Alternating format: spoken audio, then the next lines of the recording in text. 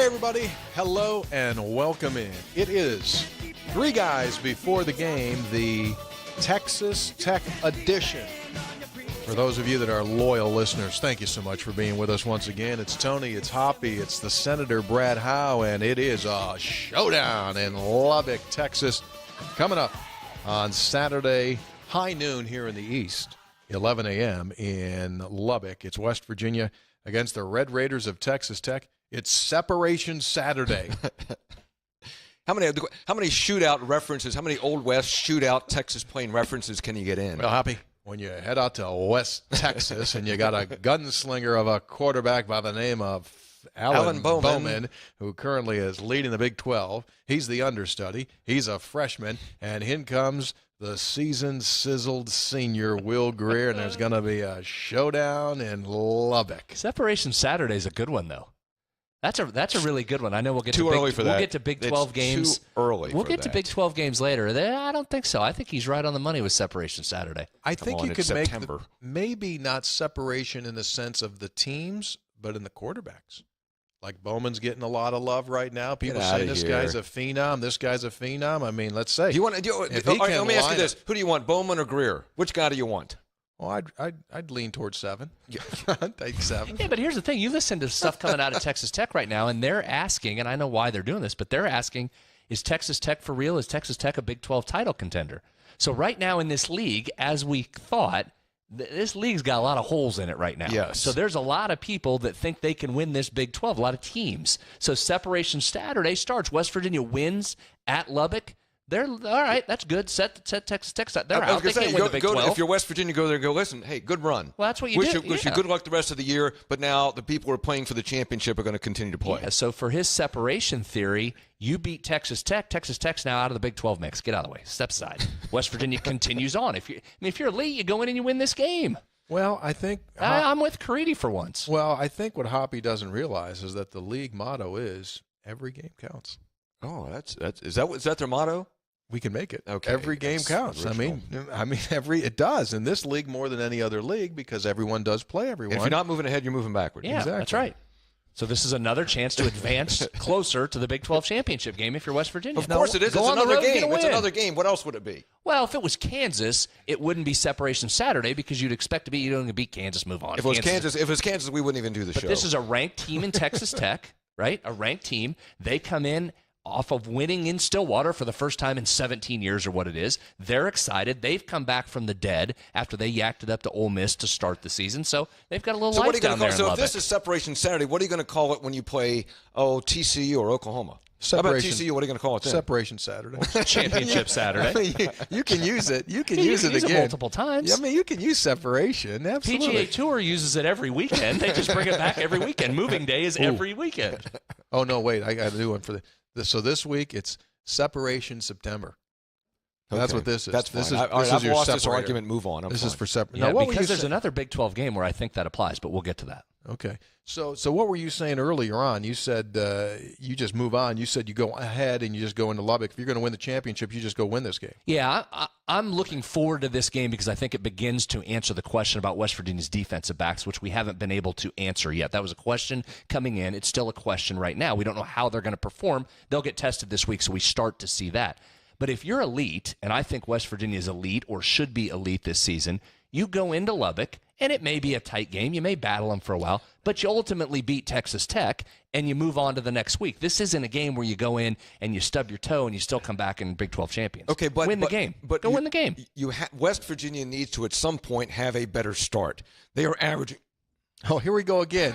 Here we go. Second shoulder of Freddie Flem. Hey, ladies and gentlemen, Tony Caridi, Brad Howe, and Fred Flem is with us again. I mean, what it's allergies. Doesn't anybody have drainage from the allergies this time of year? I mean, between you and Dana, I mean, what the heck are we doing over here?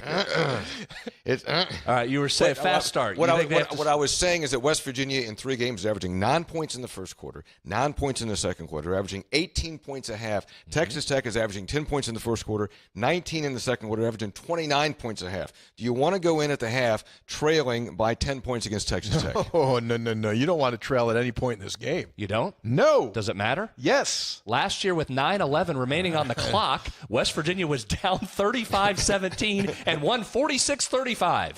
You must start fast against Well, them. do you want to? I respect your opinion, but just last year they were down 18 mid-third. Texas Tech gacked it up. Is that what you want to do? I mean, is that your game plan? You do need to start better. You're right, but you don't have to go back okay, it far. didn't happen. Okay, you don't have to go back far. A stop clock is right twice. Just because it happened. Just because it happened. Can I say this again? 9-11 remaining in the third quarter. You're down 35-17. You end up winning 46-35. All right, I'll tell you what. Texas Tech has to still be sick over that loss last year. This year, if it's the same scenario with 9 minutes left, I'm taking Texas Tech. Your in-game prop my in-game probability your to live win? Betting? Yes. Your live betting would be all in on Texas Tech? Yeah. We'll get back to the mid-third. Probably. Now, West Virginia did start a little more quickly last week. They had the turnover on drive 1. They had the turnover in drive 2. And then they exploded for 5 touchdowns and 7 drives. So here's what I think is going to happen. I don't know what's going to happen once the game starts. And I hate to be a guy that's kind of predicting bad things to happen. Would not be surprised to see a fight before the game. That's a weird prediction. That's not good for West Virginia. I'll just say that. Here's what happened. 2 years ago when we went there, West Virginia kind of punked them. They went with the mindset of we're going to take your home field away from you, might steal your uniforms, we might take your uniforms, you might have to play shirts and skins in the second half because we're going to take everything from you, and it worked, and they jumped on them, and they were totally out of the game. Last year, Texas Tech said, you think you're going to come and punk us at the start of this game? So they came out like their hair was on fire. Mm-hmm. And that's how they built that's how they built the big lead, and then West Virginia found a way. So I think those histories will once again. So now you've got the rubber match of who's going to punk who. You mean there's a rivalry? The West Virginia has a rivalry in the league now? Yeah, so it's going to be like, you're not coming on our field again. Oh, guess what? You're not going. And I would not be surprised. I'm not going to say a fight. I'm going to say the gathering when they jump on logos and go back and forth. Talk about separation Saturday. I think you might have separation at midfield before the game. Normally, you know me, I like that. West Virginia's history in those moments in which it jumps on logos and yells does not turn out well. Now, I think I would rather pick a fight with Texas Tech than Oklahoma, as West Virginia has done in past years. But I generally think West Virginia should just, Rashid Marshall is part of our coverage. We asked him, were you ever part of that? He goes, no, man, I was over there thinking about what I had to do. I personally don't. Game ahead. I don't Some like it. people like them. I don't like it. I don't like it at all. You better be really good to do it. I mean, that's the thing. There's very few teams that can act that way and then back it up. You've got to be really good to do that. Well, the greatest example of not doing it was Kansas last year when they punked Baker Mayfield and wouldn't shake his hand. Right. And he went like, okay, fine, I'm going to put 100 points on you. Oh, he put 100 on and gave one of these. And by the way, he gave one of these. Which you're not showing on camera. Yeah, we might have a. But you know what it was. Yes. Yeah, we know what it was. Yeah, we know. Because I could get, if I did, I get suspended from it. Oh, yeah, you would be suspended from 3 guys because we have even though baseball pitchers do it 5 times between pitches. 5 times. Well, there's a lot of reorganization that's needed in baseball, not so much in the game of football. Caridi, with a very bold prediction early. Pregame weird prediction, but as you like to say. Well, Hoppy, yeah. I mean, I have a feel for these things. Yes, I just do. know. I know relationships. I know what these guys are thinking about. I know. Okay. All right. And everyone's trying to get up and over one. I mean, heck, you could have 2 brothers square off. You could have Jake and Zach Spavital, right? Zach is the co-coordinator on defense for the Red Raiders. Jake is the offensive coordinator. I mean, who knows? Those 2 brothers could just go at it right inside the big Red Raider logo, right? Could be. Yeah. Today's program is being brought to you because I'm trying to do something new, because we're not a real podcast because we don't have a sponsor. I'm going to use an in-podcast sponsorship. Okay.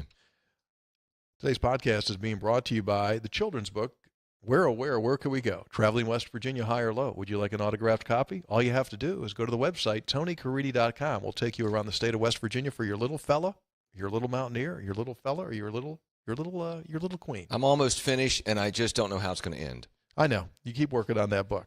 Available to you. I want to be a real podcast, so you got to have sponsors. I mean, this thing of doing this is like public radio. We've been on for a year. We got no sponsors. Maybe we should do that. Fundraising. Just do a telethon. Call now. Video, can we put a number up there, or a GoFundMe account? We'll just direct do it. And I do listen directly. I do listen to public radio, and they are having their fundraiser right now. Yeah, they're off. Copy that. Back to the game. Oh yeah, go ahead. Let me give you a stat here, and Brad and I were talking about this. Is that you wouldn't think in a game like this that time of possession matters, right? But maybe it does. Maybe it does. Hoppy's been on this big all week. What's that? You've been on this one. This is your one, yeah. Well, Texas Tech is averaging, I think they had like the time of possession against Oklahoma State was almost like 40 minutes or something. I did some math last night, and of the last two games, Oklahoma State and Houston, they had 16 scoring drives to a quarter, 16 scoring drives of 65 yards, averaging 65 yards. Averaging 16 scoring drives, averaging 65 yards. Amazing. That adds up to a lot of time. That's a lot of yards. A lot of yards. So it means that when you have the ball, you're going to have to take advantage of that. So, I mean, they can quick strike, but I was amazed, Brad, that they had some quick strikes, but their drives were like 7, 8, 9, 10, 12 plays, not 3 plays or 4 plays. Do you think they've discovered that you got to hold the ball just like Dana discovered? You've got to have the ball some offensively to help your defense a little bit? Right. Is that kind of the theory there? Perhaps, well, it's a big deal. And wear down the defense. I'm staring at Texas Tech's notes, Tony, right here on the very first page. On the very first page, they have ball control, name of the game. So time of possession back in vogue. And that's kind of been the interesting storyline in this game over the last few years is it comes in every year with a giant over-under number. It's got it again this year up in the upper 70s, 77. which you just don't see them that high very often. But the story of this game has been the under. The under is hit in 4 of the last 6. So to your point, that's what's happened. Right? Both teams have controlled and possessed the ball a little bit more than you would normally think just looking at two, quote, air raid offenses, which I know both have gone away from that a little bit. Yeah, so in regard to time of possession, they are number 1 in the Big 12 in time of possession, averaging 36 minutes per game. Wow. And West Virginia, you might be wondering, West Virginia is currently number 8 at 28 minutes, call it 28 minutes per game. Here's one that scares me when it comes to the numerical analysis, and that is turnover margin. Mm-hmm. Yes. Now, turnover margin doesn't mean everything because Kansas currently is number 1 far and away. Do you know Kansas is plus 12? That's misleading. They got it in 2 games. Yeah, they got 2 plus 6 games. 6. So that's a little bit misleading. Understood, but still, they're plus 12. Texas Tech is second, though, in that category. We were waiting for that stat to come up. Go ahead. Continue. Sorry, we apologize for jumping down your throat with both of us. I thought there. I parried it quite well. I mean, it still counts. Whether it happens in 1 game or 2 games, it had happened. They're plus 12. Texas Tech is second, though, in the league at plus 3. And West Virginia is dead last now in turnover margin. West Virginia is minus 4 on the season. You can't live that way. Well, Texas Tech has had only 4 turnovers in 4 games. That's really good, okay? And then for Gibby's defense, Brad and Tony, you know you don't have the manpower just to constantly shut them down, but this kind of defense is based on can you get a couple of turnovers? Can you get a couple of takeaways? And they really haven't been able to do that yet. Well, and that's where Texas Tech has. So they were a top 10 turnover defense last year, plus 11, if I'm not mistaken. This year they're on track again. West Virginia, Tony, has been so bad in turnover margin. So bad, there's only 6 teams worse this year in the country. You ready for this? Florida State, Nebraska, and Rutgers are 3 of them, if that tells you what kind of company you generally keep at that. Can't live there all year. Can't live there, West man. Virginia's been able to overcome it because they've dominated these offenses, but that's a great point in this game. That matters. Who throws a couple picks, who picks up a fumble, and gets one of those rare stops. Last year, Texas Tech stopped itself with a couple of those missed field goals and then a pick, and that was the difference. West Virginia hung around enough to be able to quick strike back in it. So I'm with you. Who can win that battle is a key this game. It hasn't been the first 3. Very good. And another huge one here. Last year, Texas Tech committed 472 penalties against West Virginia.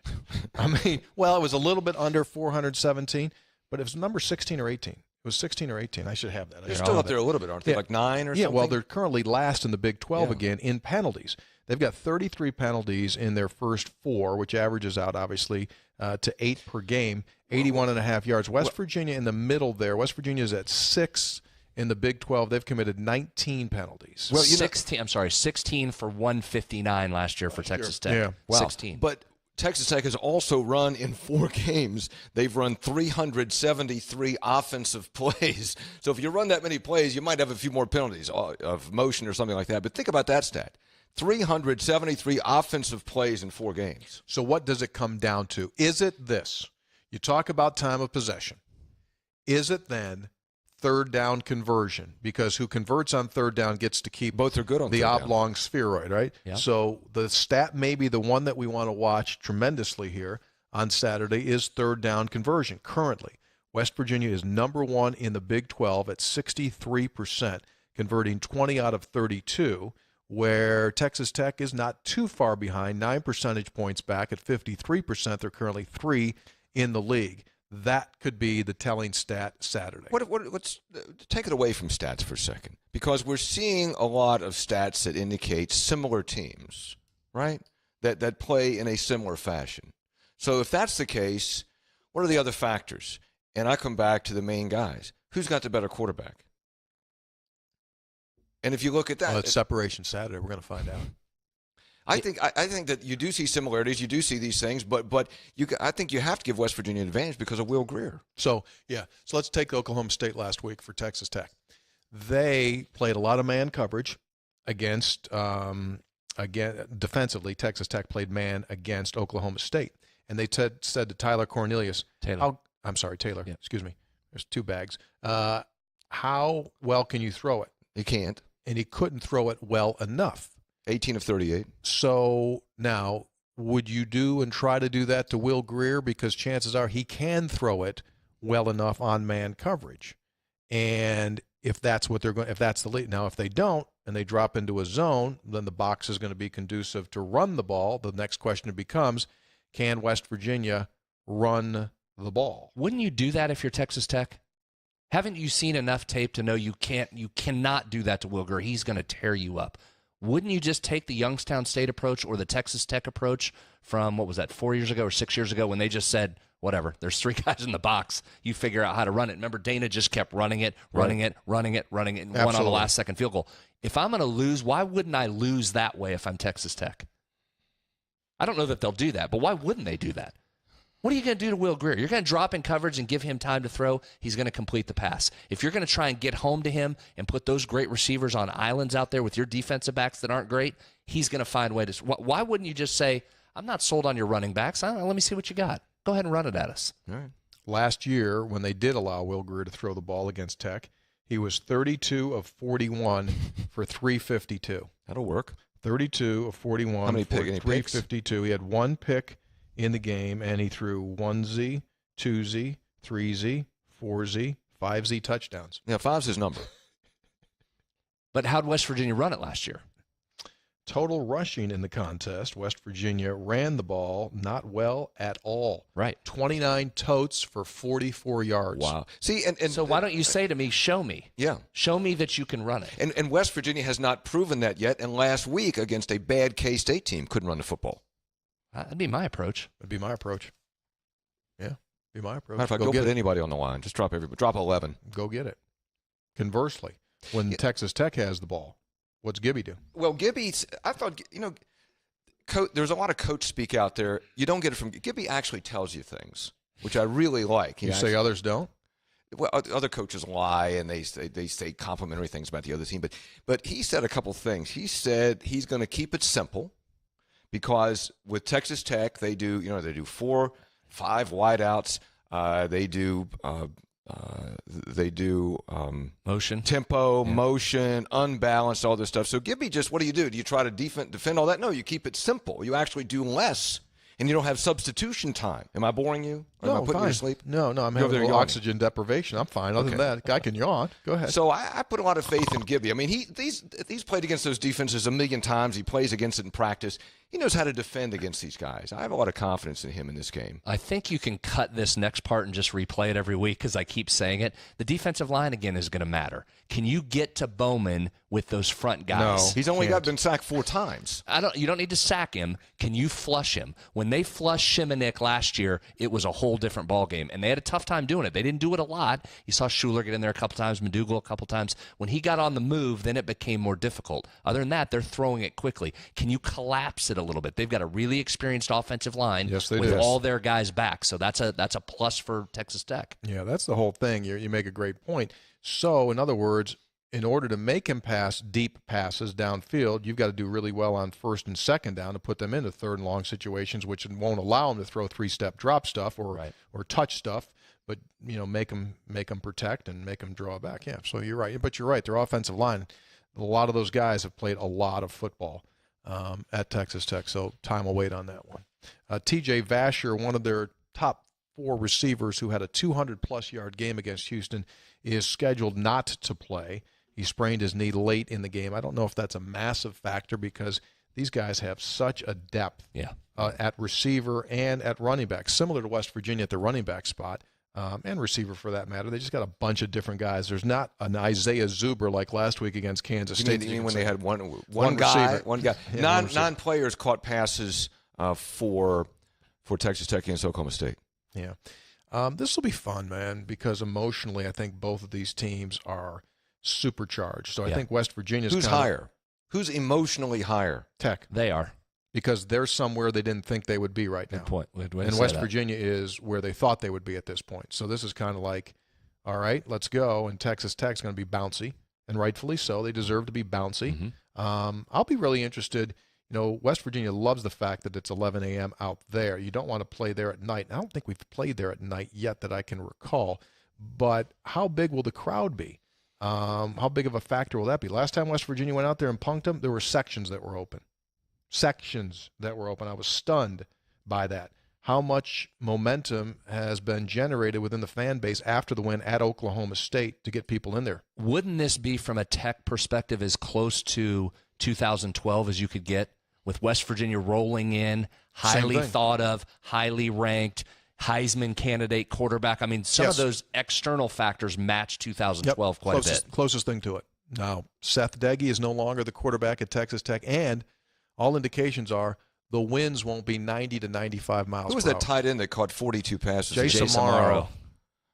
JAC. He's still running. Yeah, he kind of. I still can't believe that guy didn't have a good pro career. You know what's funny? He looked outstanding against West Virginia. He did that day. Yeah. You know, he was the best tight end I've ever seen in my life. By the way, the horse did not run that day. The horse was sick. Remember that? Was the horse sick? The horse was sick. Horse was down, huh? Yeah. Now, why is that rattling around in your brain? How do you have room for that? I have no idea. I can't tell you what happened in the game except for the tight end caught a bunch of passes and the horse was sick. You know, and the perception becomes. Well, that's a great tradition. I'll tell you something about Mr. Ed talking horse. How you would know that? That and the buffalo. Yeah. You remember that? I don't know. You know what's funny about that 12 game? We joke a lot about the wind. Oh my God, the wind. I saw someone else, I don't know what it was, like on a comment on a website or something. And don't forget, the wind was 70 miles an hour that day, and they were serious. Was it? Really? No, it wasn't. There was no wind. The only wind was blowing between Geno Smith's ears. That was the wind. The wind wasn't that bad. It was wind. It's play. I mean, Seth Deggy's throwing the ball. We're sitting out there like we're throwing a Frisbee. So just for the record, it wasn't that bad of the wind. They had a good crowd that day, too. Yeah, they did. West Virginia just had beaten Texas. I wonder how much that experience in that game gives West Virginia fans just a little bit of pause going into this one. Oh, yeah. Because you've handled Texas Tech. You really have. You've won 4 straight in this series. You've handled them. But every time you start, you took that's Tech. Well, 2012. Because that's one. You know, I like to say you didn't just take the car in the ditch. You took it in the ditch. It caught on fire, and then it exploded. It never recovered. Never recovered. That was the Big 12 version of the Miami punt block. Good point. It was. Yeah. Right. Yes. That had long-lasting lingering effects that they never were able to overcome. Well, I think this is a fun one. I think this is clearly the best test West Virginia has had up to this point, and in particular, by far the best test the defense has had, which I'm looking forward to. Yeah, I am too, to see how the defense performs against a team that can actually pass and actually move the football. So it's a supreme test. But as you have said all along, if you are elite, if you're going to compete for the Big 12 championship, you win the game. Win the game. And Hunter last week said when against Kansas State, you just got to win by 1. No, Kansas State at home, you got to whack them, which West Virginia did. If you can get out of there, out of Lubbock, winning by 3, take it. Take it, because you're not going and because if you do, there's still going to be highlights on you. You're not going to lose ranking. They're going to show 3 touchdown passes by Will Grier, and you move on to another day. You don't have to whack these guys. You just got to win this game. Yep. Agreed? Right. And when you're on the road, just take a win and go home if you can get it done. I'll give you that for the most part. Just win. But I give you that for the most part. Yeah, if we come back here on Monday and it's a 1-point win and you kind of snuck it out and you watch Texas Tech, if you watch Texas Tech and Texas Tech, you say, hey, they're really pretty good, then I'll subscribe to that theory. I'm not going to agree with that till I see both teams Okay, play. I understand, but you're going to have, over the course of a season, even if you're good, you're going to have close games on the road against conference opponents. Yeah. Yes. Okay. And this is one of them. As Brad said, we'll be back again on Monday. Today's program has been brought to you by the wonderful children's book that Hoppy Kercheval is currently reading. Almost finished. Where Can You Go? Traveling West Virginia High and Low. Sometimes I have to go back and reread pages if I don't understand What's your favorite is the when they visit New River Gorge Bridge. New River Gorge Bridge. I like that. Yeah. How about Green Bank, the big telescope? Yeah, because I've never been there, so I just have to read about it. And you can find you never been to Green Bank? Can't have a cell phone if you live there, and you can find the outline of the state of West Virginia. So it's really nice. Just go to my website, TonyCaridi.com, and you'll get an autographed copy, and you'll have it before our next show. You're not doing picks of other games? We out of time? Oh, no, we can do picks. Oh, yeah, we have to do a couple. Because it helps you on Separation Saturday. Can I give you one? To back your case of Separation Saturday? Texas at Kansas State. Keep an eye on this one. Here's why. Here we go. I think Kansas State has the potential to be one of the worst Power 5 teams in the country this year, based on what we saw last week. They're a mess. Oh, they were terrible, Tony. Strong. Okay, so if Texas is going to go on the road, you're going to get all the Bill Snyder stats about being a home road dog, which covers 75% of the time. What's the spread in that? Like 7. 7. If that's a close game, I won't subscribe to your theory that you just go on the road and get a win. If Texas is any good, they go in and they whack Kansas State and walk out of there with a 17-point win. I'm not saying, okay, I agree. I'm not saying that every game on the road against a conference foe is just get a win. I'm saying that there are occasions like West Virginia and Texas Tech where you just get a win. But I agree with you in that Kansas State they got all kinds of problems. And Texas looks much improved over the last 2 games. So if you are Texas, you go and you win the game by more than 7. You cover, and there's no backdoor cover by Bill Snyder at home as a home dog. So that's a Separation Saturday one for you that I'm keeping an eye on here that'll start to tell you about the league as you start to identify what are the top 4 teams. Separation Texas Saturday. One of them, see? There's revenge in the air. A year ago, Texas double overtime in Austin beat the Wildcats 40-34. Anything that happened before this year with Kansas State is irrelevant. Okay. Oklahoma State at Kansas. Well, Kansas is not, unless they get 6 turnovers, they're going to lose. Oklahoma State, they might have some problems at quarterback. They might have some locker room problems, but you got to figure they bounce back against Kansas. Ugh. Puka. That's in Lawrence. Mm-hmm. So you just don't know where Oklahoma State is. No, you don't. Is this a rally the troops? Jalen McCleskey, their wide receiver, leaves. Taylor Cornelius, there's talk of benching him. Do they rally around each other and beat Kansas, or does Kansas get the wounded animal here and run Puka all over them? Next stay up, away from that one. I don't like it. Baylor at Oklahoma. Get out of here. Nothing there. Four touchdown favorite for Oklahoma. Oklahoma had 8 possessions against Army. So literally 8 possessions. So, I mean, that game went to overtime, but don't go by that. I mean, take Oklahoma big in that game. Lastly, Iowa State at TCU. Is Gary Patterson going to lose 3 in a row? I don't think so. Senator? I would tend to agree with that. TCU's got to bounce back. Iowa State's been disappointing so far. Iowa State hasn't been able to score. No. They haven't had Kempt. They haven't had the quarterback. Yeah, I understand. So other than that, that's why I think West Virginia game's the big game. No question. Separation Saturdays when I hear people are calling it Separation Saturday. So I mean, just rally up the troops, folks. Thanks so much for being with us. We will be back on Monday to recap what happens on Saturday in Lubbock. Share the word of 3 guys before the game. Let it be spread around the fruited plain. It's 3 guys before the game. For the Senator, for Hoppy, we are out. Have yourself a great, great football weekend.